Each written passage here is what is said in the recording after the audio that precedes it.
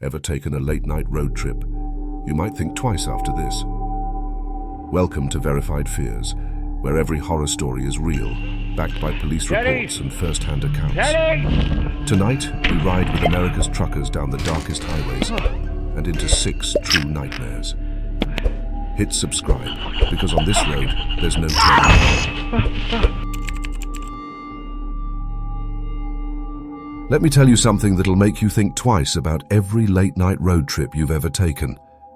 This story comes from Danny Rodriguez, a veteran trucker who'd been hauling freight across America for over 15 years without so much as a fender bender.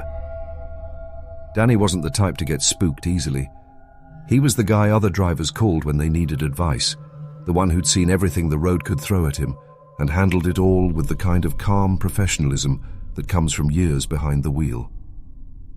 But that reputation was about to be tested on a bone-chilling February night in 2019, somewhere along Interstate 80, cutting through the endless expanse of Wyoming. Danny was running a load of electronics from California to Chicago, already 2 hours behind schedule thanks to weather delays that had been plaguing drivers all week. The clock on his dashboard read just past midnight when he hit that particularly desolate stretch between Laramie and Cheyenne. You know the one if you've ever driven it. It's the kind of place where the wind howls across empty plains like something alive and hungry, where your headlights seem to get swallowed whole by the darkness pressing in from all sides. The temperature had plummeted to -5 degrees, and a light snow was making the asphalt treacherous enough that Danny had to keep his speed down to about 50 miles per hour. The heater in his cab was working overtime, but he could still feel the cold trying to seep in through every crack and crevice. That's when he first noticed them in his mirrors, 3 trucks running in perfect formation about a quarter-mile behind him. At first, Danny didn't give it much thought. Truckers often travel together for safety, especially in weather like this. There's comfort in numbers when you're navigating through conditions that could turn deadly in a heartbeat. But as the miles rolled by, something began to gnaw at him. These trucks maintained that exact distance no matter what he did. When he slowed down for a steep grade, they slowed down. When he picked up speed on a straight stretch, they matched his pace perfectly, like they were connected to him by some invisible tether. Danny tried reaching out on his CB radio, cycling through the standard channels. "Hey, convoy behind me. You guys copy?" Nothing but static. He tried again on channel 19, the unofficial trucker frequency where you could usually count on hearing chatter from drivers sharing road conditions or just passing the time. "This is eastbound driver at mile marker 235, looking to chat with the 3 trucks running behind me." Still nothing. Not even the usual background noise you'd expect from other drivers in the area. The radio was completely silent, except for occasional bursts of static that, if you listened too closely, almost sounded like whispered voices speaking words you couldn't quite make out. As Danny crested a hill near the 240-mile marker, he got his first clear look at the trucks in his mirrors. All 3 were older models. He could tell by their headlight configuration and the distinctive shape of their cabs. They looked like trucks from the 80s or 90s, the kind you don't see much on the road anymore. What struck him as particularly odd was that despite the freezing weather and blowing snow, none of them had their running lights on. Just headlights cutting through the darkness like 6 glowing eyes, watching his every move. The feeling of unease grew stronger when Danny realized he hadn't seen any other traffic for over an hour. On a major interstate like I-80, even in the middle of the night, you'd expect to see at least a few cars or other trucks. But the highway was completely empty except for Danny and his mysterious escort. It was as if they were driving through a world where everyone else had simply vanished, leaving only the 4 of them to navigate this frozen wasteland. Danny decided to test his followers. He pulled into a rest area at mile marker 250, thinking the trucks would either stop as well or continue past him.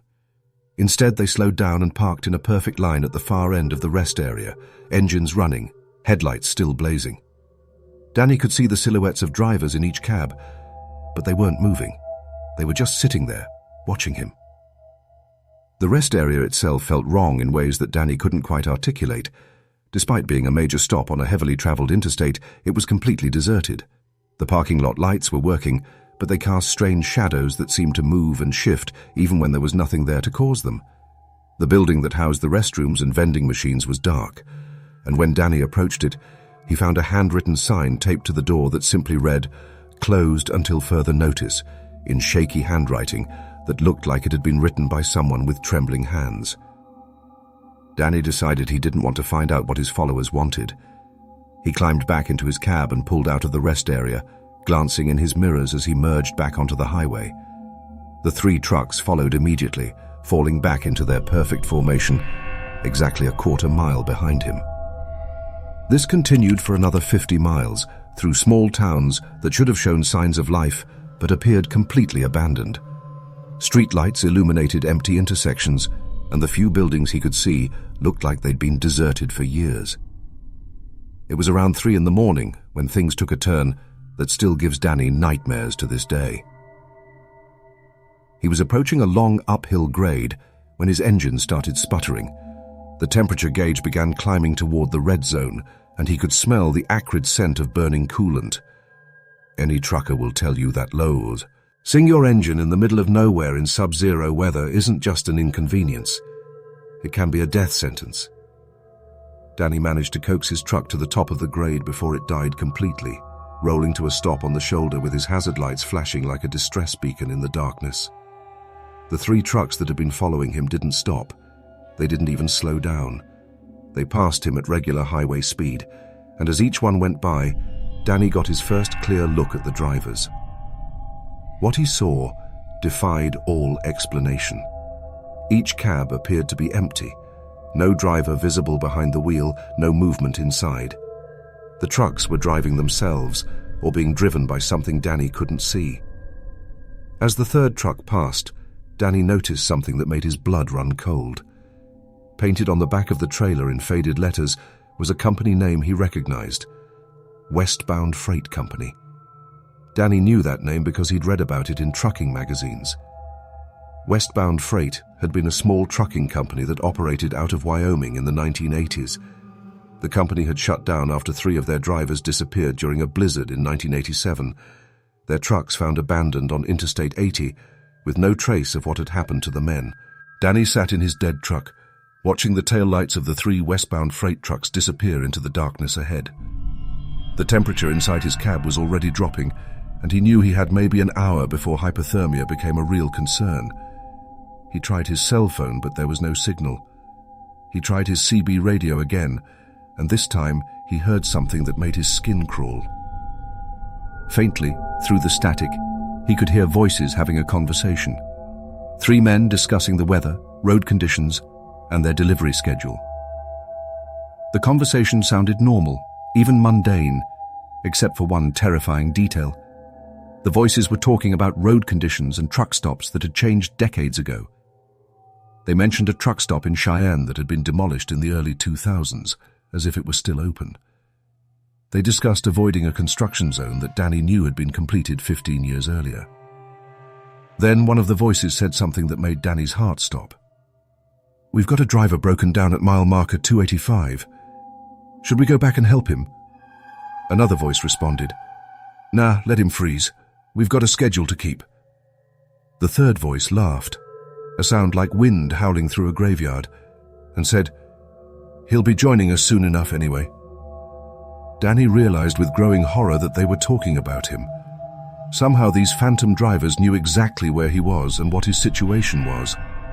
As if responding to his thoughts, the radio crackled again, and one of the voices spoke directly to him. "Don't worry, Danny. The cold isn't so bad once you get used to it. We've been driving these roads for 37 years now, and the winter nights don't bother us anymore." At that moment, Danny saw headlights approaching from behind. Not the steady beams of normal headlights, but flickering, wavering lights that seemed to dance in the darkness. The 3 trucks were coming back for him, driving in reverse down the interstate at highway speed. As they got closer, Danny could see that the trucks themselves looked wrong. Their paint was faded and rusted, their chrome was tarnished, and ice crystals covered their windshields despite the fact that their engines were running. The lead truck stopped directly behind Danny's trailer, and he heard the sound of a door slamming. Footsteps crunched through the snow toward his cab, but when Danny looked in his mirrors, he couldn't see anyone walking. The footsteps stopped at his driver's side door, and someone knocked. 3 slow, deliberate knocks that echoed in the frigid air. A voice called out, muffled by the wind but clearly audible. "Engine trouble, friend? We can give you a ride." The voice sounded friendly enough, but there was something wrong with it, something that made Danny think of frozen vocal cords and lips blue with frostbite. "We know these roads real well. Been driving them longer than most folks have been alive." Danny didn't answer. Every instinct he'd developed in 15 years of trucking was screaming at him not to open that door. He sat perfectly still, barely breathing, hoping that whoever or whatever was outside would give up and leave. The knocking came again, more insistent this time, and the voice called out again. "Come on, Danny, don't be rude. We know you're in there, and we know you're getting mighty cold. Open up, and we'll get you warmed up real nice." The temperature in Danny's cab continued to drop, and his breath was coming out in visible puffs. He was starting to shiver uncontrollably, and he knew that his mysterious visitors were right. He wouldn't last much longer in the cold. But something told him that accepting their help would be far worse than freezing to death. That's when Danny heard the sound of another engine approaching from the east. Real headlights, steady, warm, and normal, cut through the darkness as a Wyoming state trooper pulled up behind the phantom convoy.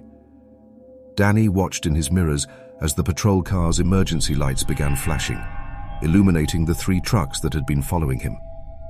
But in the red and blue strobing light, Danny could see that the trucks were different now. They were still the same older models, but now they looked like they actually belonged in a museum. Their paint was completely faded, their tires were flat and cracked, and frost covered every surface. Most disturbing of all, he could see through the windows of the cabs to the seats beyond. The trucks were definitely empty. The trooper's PA system crackled to life. "Driver of the disabled vehicle, this is Wyoming State Police.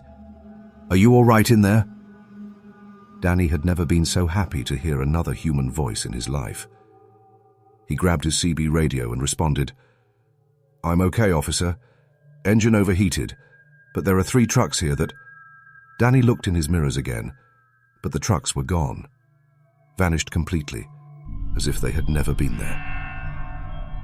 The trooper spent the next 2 hours helping Danny get his truck running again, a simple fix involving a loose coolant hose that shouldn't have caused the complete engine failure Danny had experienced.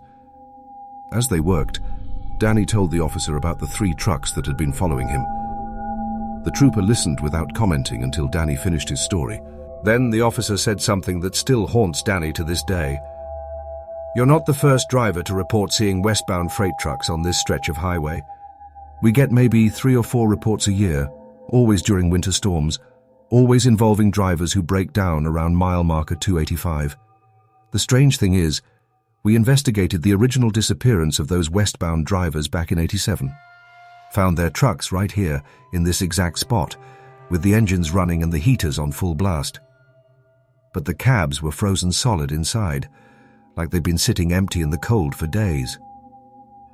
Danny got his truck running and completed his delivery to Chicago without further incident. But he's never driven that stretch of I-80 through Wyoming again, especially not in winter. He switched to a southern route that adds 2 days to his cross-country runs, but as Danny puts it, 2 extra days of driving is a small price to pay to avoid spending eternity in a convoy of dead truckers. The truly disturbing part of this story isn't just Danny's experience. It's that the Wyoming State Police confirmed they have files on 17 similar encounters over the past 32 years. 17 drivers who broke down at mile marker 285 and reported being approached by the phantom westbound freight convoy. Of those 17 drivers, 3 were never seen again. Their trucks were found in the same condition as the original westbound vehicles: engines running, heaters on, cabs frozen solid, and no trace of the drivers. The police won't officially comment on the disappearances, but Officer Mitchell Thompson, who helped Danny that night, retired from the force 6 months later.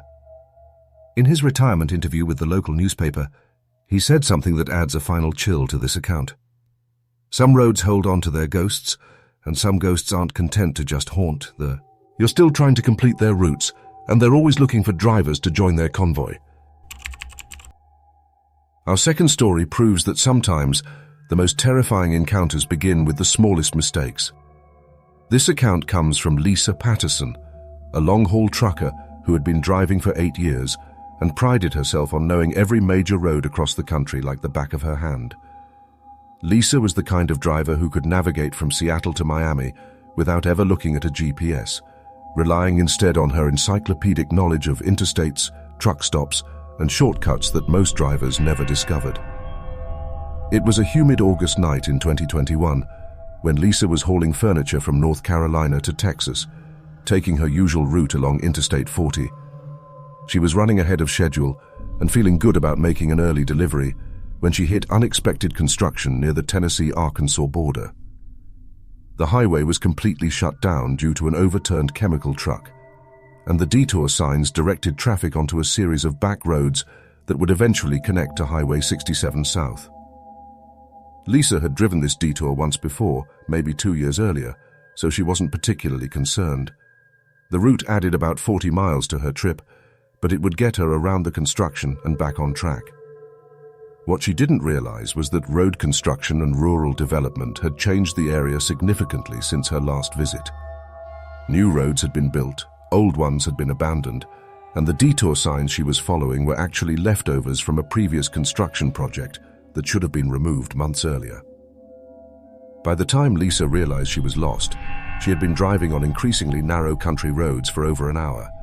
Her GPS had lost signal about 20 minutes earlier, and her CB radio was picking up nothing but static. The roads she was traveling weren't even marked on her trucking atlas, and every turn seemed to lead to another unmarked intersection with no signs indicating which direction led back to civilization. The landscape around her was unsettling in a way that Lisa couldn't quite put her finger on. The trees on both sides of the road were dense and overgrown, creating a tunnel effect that blocked out most of the moonlight. What little she could see in her headlights looked wrong somehow. Farmhouses that appeared to be abandoned, with broken windows and overgrown yards, but with fresh tire tracks in their driveways. Fields that should have been full of crops in late summer, but were instead covered with dead vegetation that looked like it had been burned or poisoned. Lisa's first instinct was to turn around and backtrack to the interstate, but the roads she was traveling were too narrow for a semi-truck to make a U-turn. She would need to find a wide spot or an intersection large enough to maneuver her rig around. As she continued forward, looking for a place to turn around, she began to notice that she was passing the same landmarks repeatedly: a rusted mailbox shaped like a cow, a dead tree with distinctive twisted branches, a red barn with half its roof missing. At first, Lisa thought she was just confused and that the rural landscape was making similar-looking features seem identical. But when she passed the cow-shaped mailbox for the 4th time, she knew something was seriously wrong. According to her odometer, she had been driving for 2 hours since leaving the interstate, but somehow she was traveling in a circle on roads that should have been leading her in a straight line. Lisa decided to stop at the next house that showed signs of life and ask for directions. She'd always been independent and prided herself on never needing help on the road, but getting home safely was more important than her ego. The first house she came to was a small white farmhouse with a porch light on, and hat appeared to be a television flickering through the front window. Lisa pulled into the gravel driveway and walked up to the front door. When she knocked, the television sound stopped immediately, but no one came to the door. Lisa could see that the lights were on inside, and she was certain she had seen movement through the window as she approached. She knocked again, louder this time, and called out, "Excuse me, I'm a truck driver and I'm lost. Could you help me with directions?" Still no response, but Lisa could hear what sounded like whispering coming from inside the house. As Lisa turned to leave, she noticed something that made her blood run cold. There were children's toys scattered around the front yard. A tricycle, some dolls, a sandbox filled with sand. But the toys were covered in a thick layer of dust and dirt, as if they had been sitting outside for years. The sandbox was filled not just with sand, but with dead insects and what looked like small animal bones.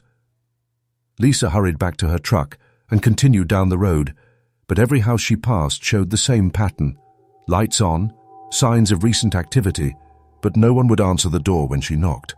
And all of them had children's toys in the yards. Toys that looked like they had been abandoned for years, but were arranged as if children had just finished playing with them. The feeling of being watched was growing stronger with each mile. Lisa kept checking her mirrors, but there was never any traffic behind her. Yet she couldn't shake the sensation that she was being followed, that something was pacing her truck just outside the range of her headlights. Several times, she thought she saw movement in the tree line, shapes that were too large to be animals, but moved in ways that didn't seem quite human. It was around 2:00 a.m. when Lisa encountered the first person she had seen since leaving the interstate. A woman was standing in the middle of the road, illuminated by Lisa's headlights. She appeared to be middle-aged, wearing a white nightgown that was stained with what looked like mud or dried blood. The woman wasn't moving, wasn't waving for help, wasn't trying to get out of the way. She was just standing there, staring directly at Lisa's truck. Lisa slowed down and came to a stop about 20 feet from the woman. She rolled down her window and called out, "Ma'am, are you all right? Do you need help?" The woman didn't respond, didn't even acknowledge that Lisa had spoken. She continued staring at the truck with an expression that Lisa later described as hungry, like she was looking at a meal instead of a person. After several minutes of trying to communicate with the woman, Lisa decided to carefully drive around her. But as she began to move, the woman moved as well, always positioning herself directly in front of the truck. It became clear that she had no intention of letting Lisa pass. The woman's movements were strange and unnatural. She would glide from one side of the road to the other without appearing to take steps, and her feet never seemed to quite touch the ground. Lisa decided to back up and find another route. But when she put the truck in reverse and checked her mirrors, she discovered that there were now more people standing behind her truck. At least 6 figures in similar stained nightgowns, all standing perfectly still, all staring at her truck with the same hungry expression. Lisa's heart pounded in her chest. She was trapped. Just as panic began to set in, a faint glow appeared in her rearview mirror. It was the rising sun, painting the eastern sky with hues of orange and pink. As the light touched the figures, they began to shimmer, their forms becoming less distinct. Within moments, they were gone, vanished as if they had never been there. The abandoned farmhouses and overgrown fields now looked like normal, albeit neglected, rural properties. The air, which had felt heavy with an unseen presence, now felt fresh and clean. Lisa, shaken but alive, found a small, unmarked dirt road that eventually led her to a state highway. She drove for hours, not stopping until she reached a busy truck stop on a major interstate.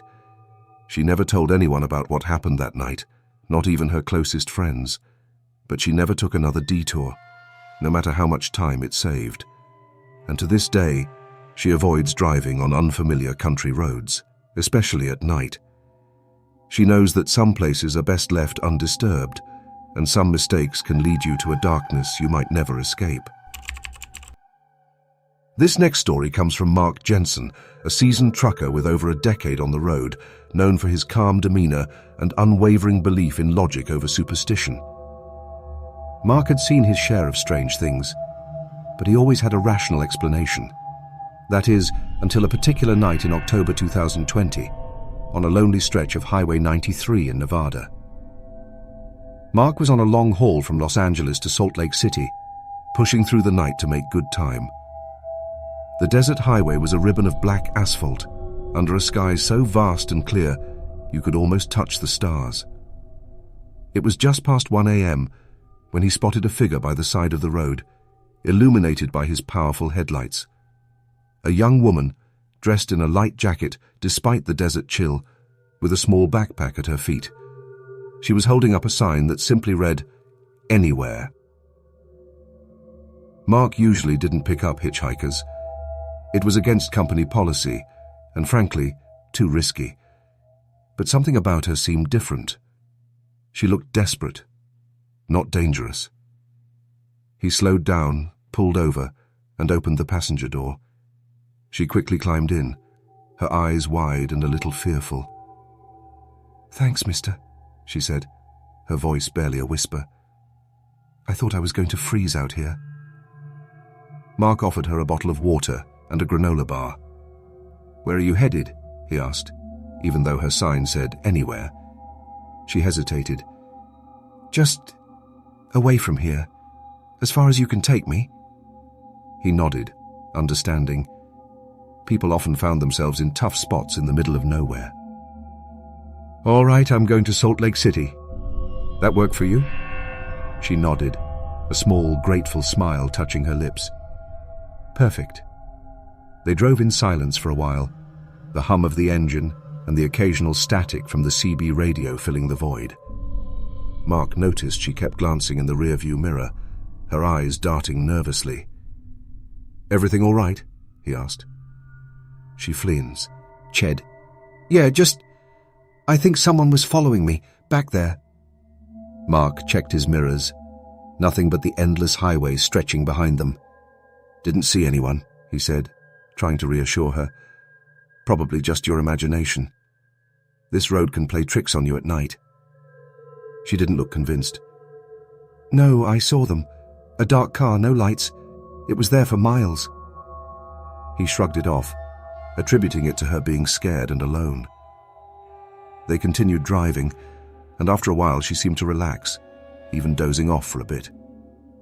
Mark kept an eye on the road, the miles melting away. About an hour later, as they approached a small unlit town, she suddenly sat bolt upright, her eyes wide with terror. "There!" she gasped, pointing frantically at something in his rearview mirror. "It's them!" Mark looked, and there it was. A dark sedan, no headlights, no taillights, just a shadowy form moving impossibly fast, gaining on them. It wasn't just a trick of the light. It was real. And it was closing in. "Hold on!" Mark yelled, stomping on the accelerator. The powerful truck surged forward, but the car behind them matched its speed, staying just out of reach of his headlights. He tried to lose it on the winding roads through the small town, but it clung to his tail like a shadow. "They're going to get me!" the woman cried, her voice trembling. "They always do." Mark glanced at her, confused. "Who are they? What are you talking about?" She turned to him, her face pale in the dim cab light. "The ones who take people. The ones who make them disappear. They've been after me for weeks," he scoffed, trying to keep his focus on the road. "Look, I don't know what you're involved in, but I'm not stopping until we lose them." Suddenly, the car behind them swerved, pulling alongside the truck. Mark could make out dark figures inside, but their faces were obscured by the darkness. He felt a jolt as something slammed into the side of his trailer. They were trying to force him off the road. "They're going to get you too!" she screamed, her voice rising to a hysterical pitch. "You shouldn't have stopped!" Mark gripped the steering wheel, his knuckles white. He was a professional driver, and he wasn't about to let some shadowy figures run him off the road.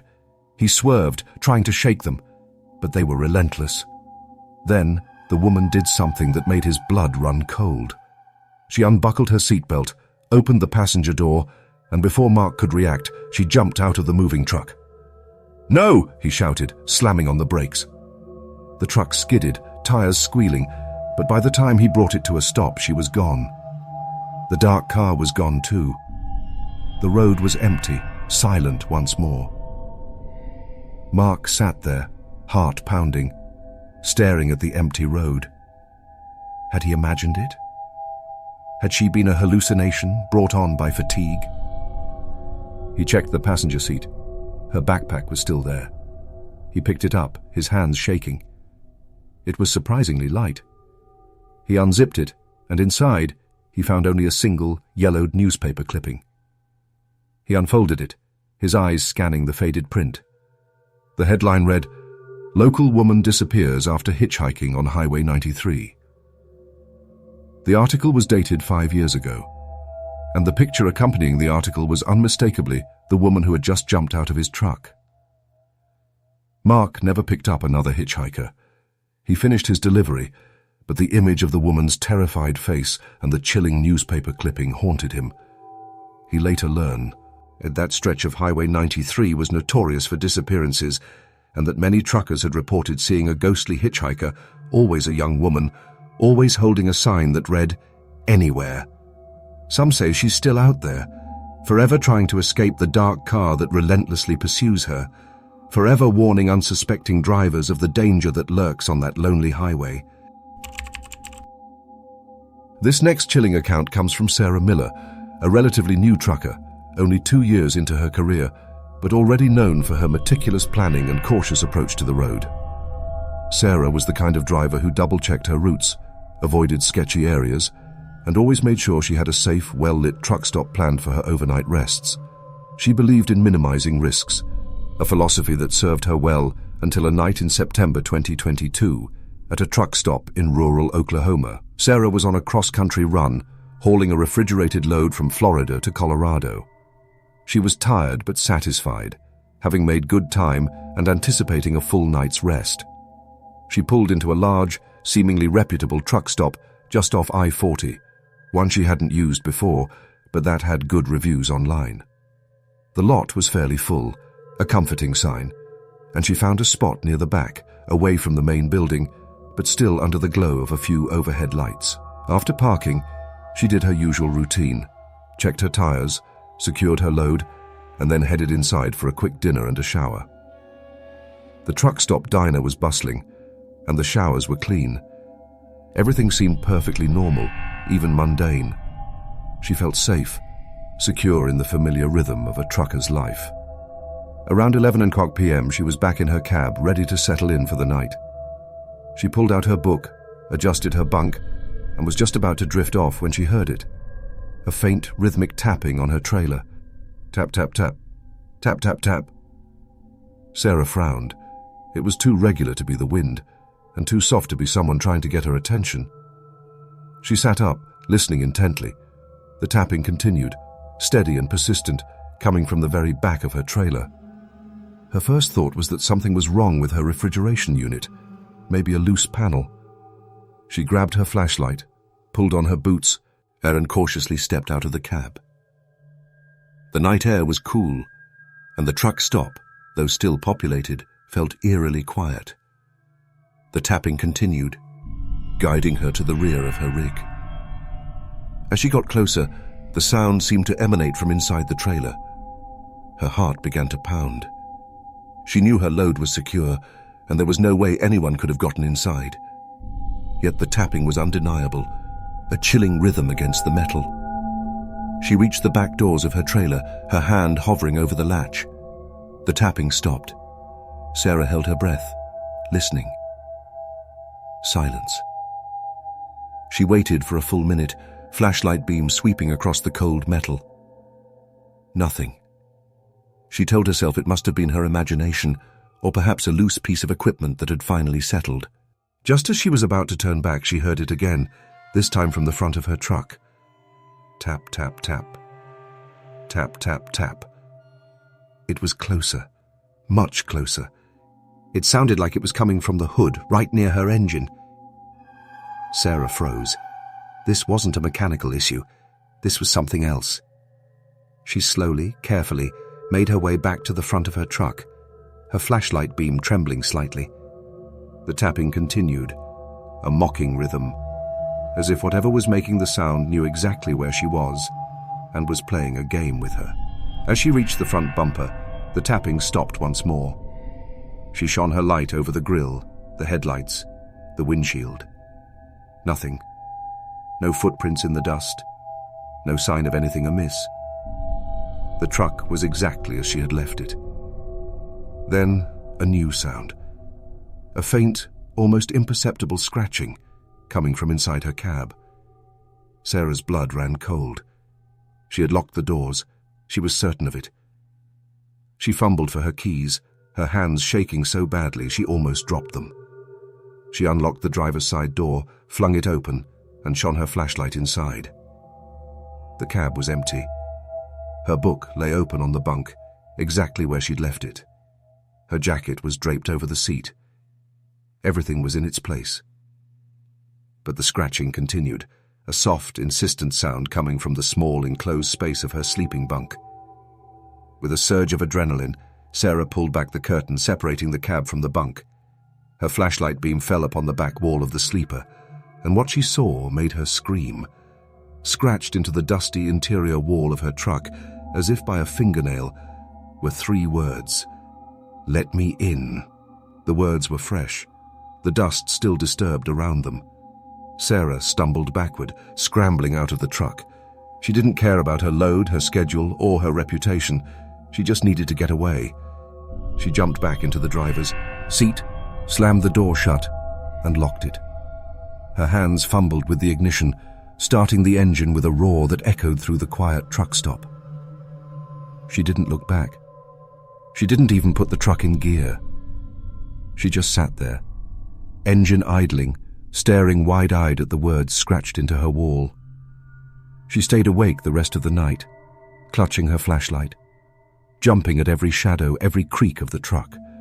The sun eventually rose, painting the sky with a reassuring light, and the words on the wall seemed less menacing in the daylight, almost like a bad dream. Sarah drove straight to her delivery, unloaded, and then drove straight to the nearest truck dealership. She traded in her truck that very day, taking a significant financial hit. She never told the dealership why, just that she needed a newer model.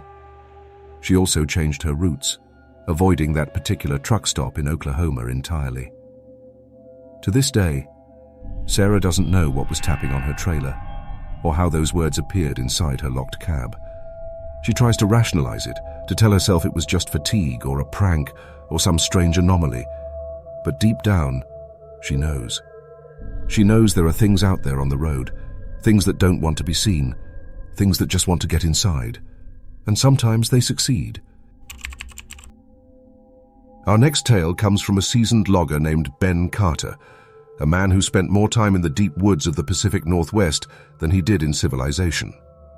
Ben was a practical man, grounded in the realities of his work and not one to believe in ghost stories. But what he experienced on a routine logging trip in the remote forests of Oregon in the summer of 2023 would challenge everything he thought he knew. Ben was driving his logging truck, a massive machine designed to haul immense loads of timber down a narrow, unpaved logging road. The road was barely wide enough for his truck, carved out of the dense forest, with towering firs and cedars forming a dark canopy overhead. He was on his way back to the mill, loaded down with fresh-cut logs, the afternoon sun already beginning to dip below the horizon. He'd been on this particular route countless times, knew every curve, every dip, every treacherous patch of mud. But that day, something felt different. The usual sounds of the forest, the rustling leaves, the chirping birds, the distant hum of insects, were absent. An unnatural silence had fallen, broken only by the rumble of his truck's engine and the creak of the massive logs behind him. Then he heard it, a faint whispering carried on the wind. It sounded like voices, but too indistinct to make out any words. He dismissed it as the wind playing tricks, or perhaps the creaking of the trees. He'd been alone in the woods for days, and sometimes your mind could start to play tricks on you. But the whispering grew louder, more insistent. It seemed to come from all directions at once, swirling around his cab, a cacophony of hushed tones that sent a shiver down his spine. He tried to focus on the road, telling himself it was just his imagination, but the sound was too real, too pervasive. He glanced at his rearview mirror, and what he saw made his blood run cold. In the reflection, he saw shadowy figures moving among the trees, keeping pace with his truck. They were tall and gaunt, their forms indistinct, like smoke or mist.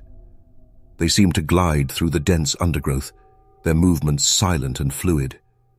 He slammed on the brakes, bringing the massive truck to a screeching halt. He jumped out of the cab, grabbed his axe, and stared into the woods. Nothing. The whispering stopped. The shadows were gone. Only the silent, oppressive forest remained. Ben stood there for a long moment, axe in hand, his heart pounding in his chest. He was a man of the woods, unafraid of bears or cougars.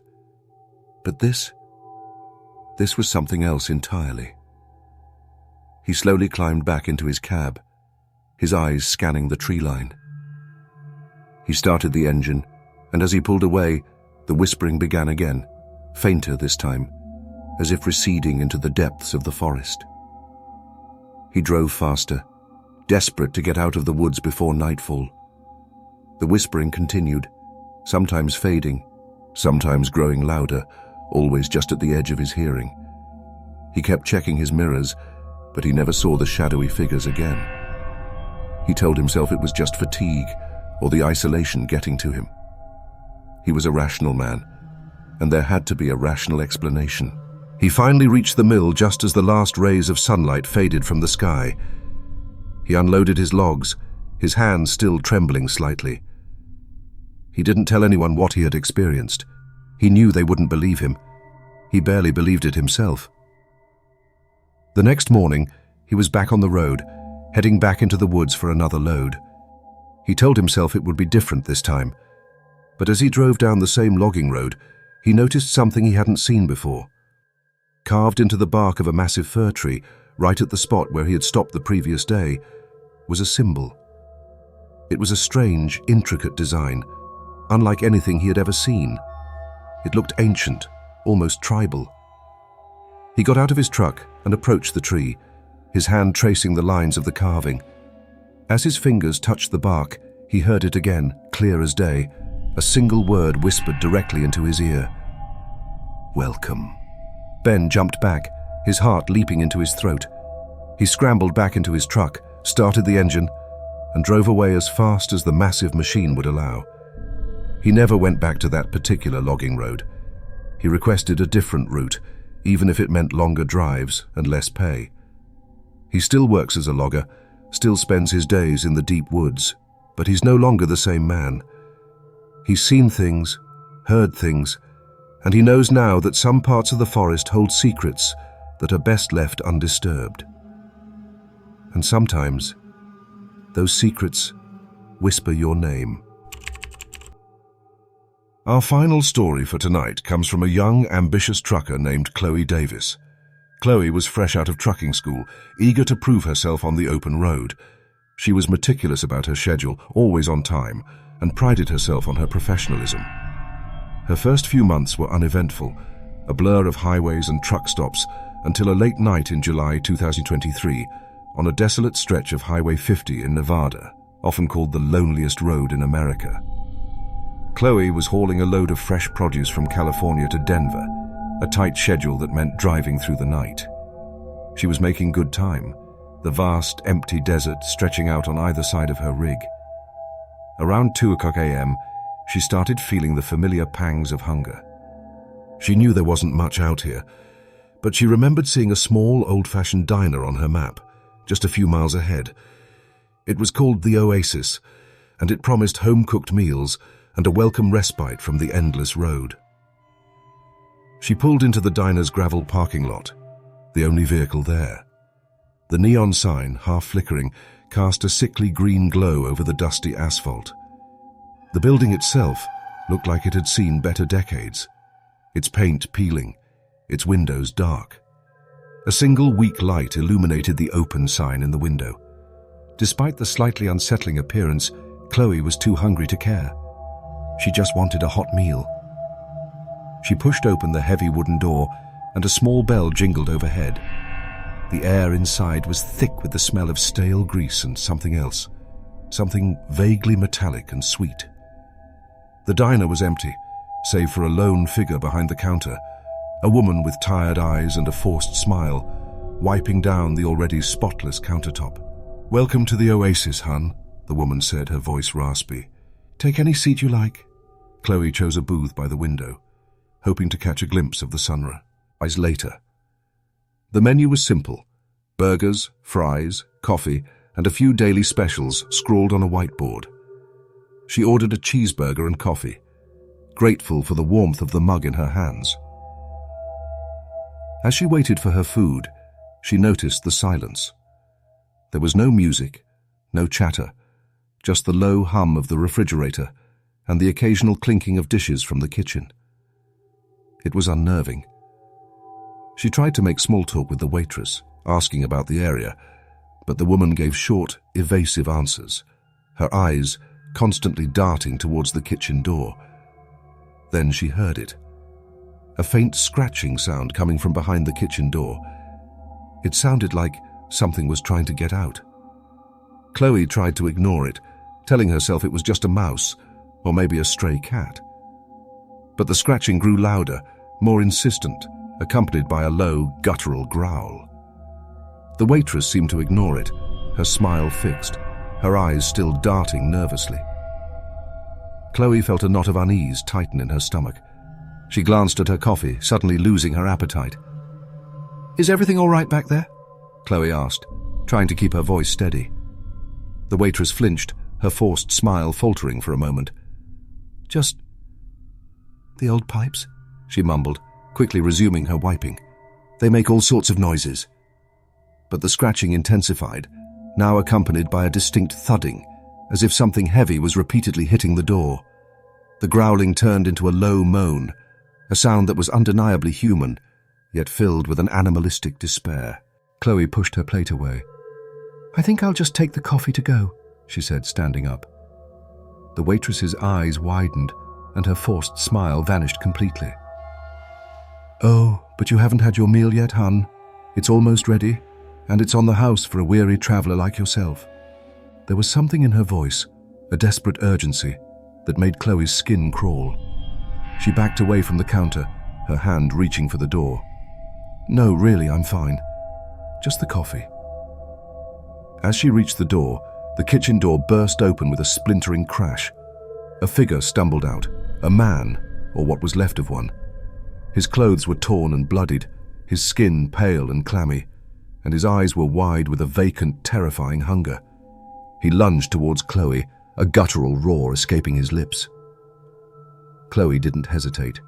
She flung open the diner door and sprinted to her truck, fumbling with her keys, her heart hammering against her ribs.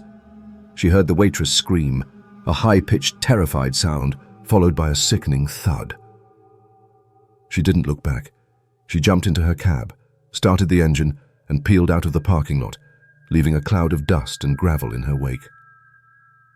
She drove for hours, not stopping until the sun was high in the sky and she was miles away from that desolate stretch of highway. She never saw the oasis again, and she never looked for it. She reported the incident to the state police, but they found nothing. No diner, no signs of a struggle, just empty desert. Chloe still drives, but she's no longer the eager, naive rookie. She's learned that some places on the road are best avoided, and some hunger can never be satisfied. And she never, ever stops at roadside diners in the middle of nowhere, especially not on the loneliest road in America.